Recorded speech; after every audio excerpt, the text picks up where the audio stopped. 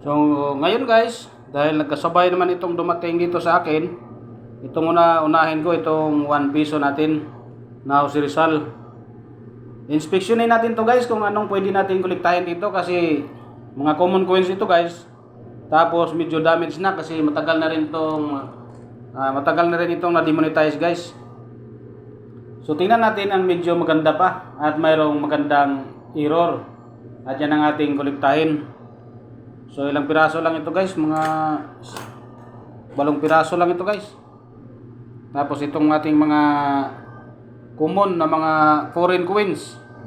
So dito, isa-isahin muna natin itong ating 1 piso. Baka mayroon tayong makita na napakaganda dito na pwede natin kolektahin. Ito, simulan natin to guys.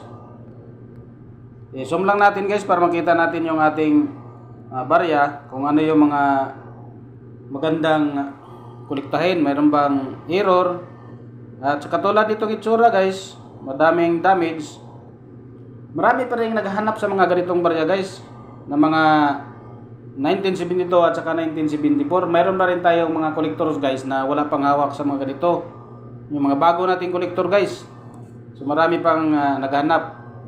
Ito rin guys, ng mga nakaraang henerasyon guys, ito ay ginawa itong mga kung ano-ano mga klaseng mga pwedeng ilagay sa katawan, katulad ng mga singsing, mga hikaw. Yan, ito yung ginagawa guys, pero siyempre bawal naman kasi sirain natin ang ating mga barya, ating pera. Hanggang ngayon, kung mayroon pang gumagawa sa mga yan, ay mahigpit na pinagbabawal yan guys ang ating barya na sisirain.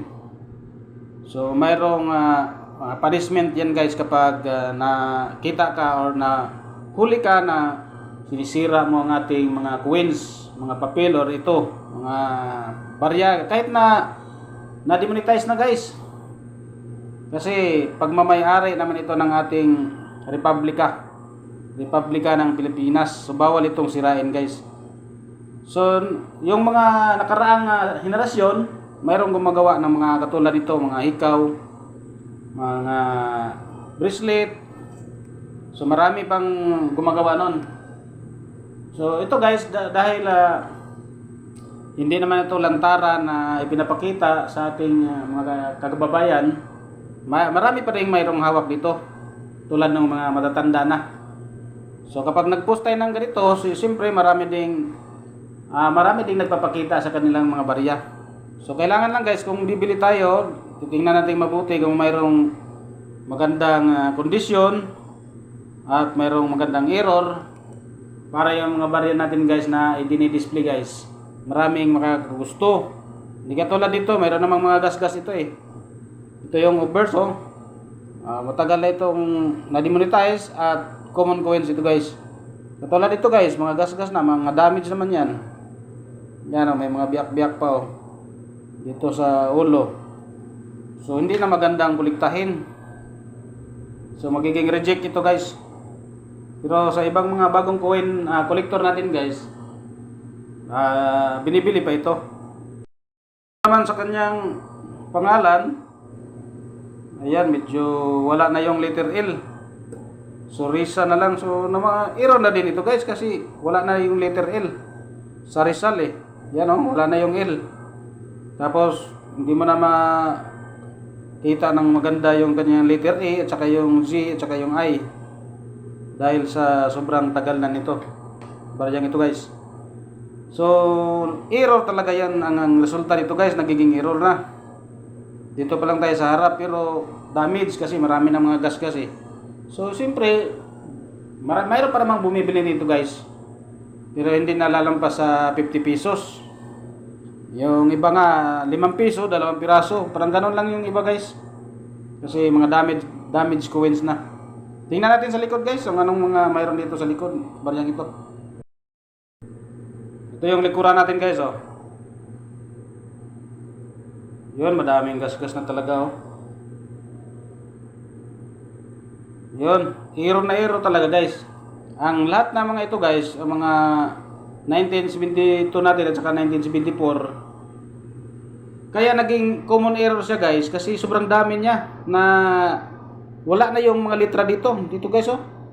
Yung nakasulat na Republika ng Pilipinas dito sa maliit. Katulad niyan, wala ka na makikita.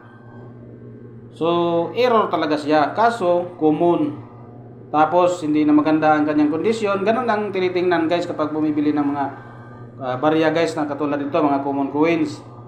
So, ito, hindi na ito nabibinta ng 100. Kasi maraming gas-gas.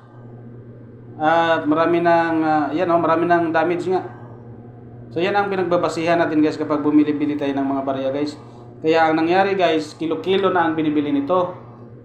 So hindi na by pieces. Kung bibenta nyo guys by pieces, dapat na sa magandang kondisyon yung katulad ng mga uncirculated condition. Yun, pwede nyo yung ibenta ng medyo mataas-taas.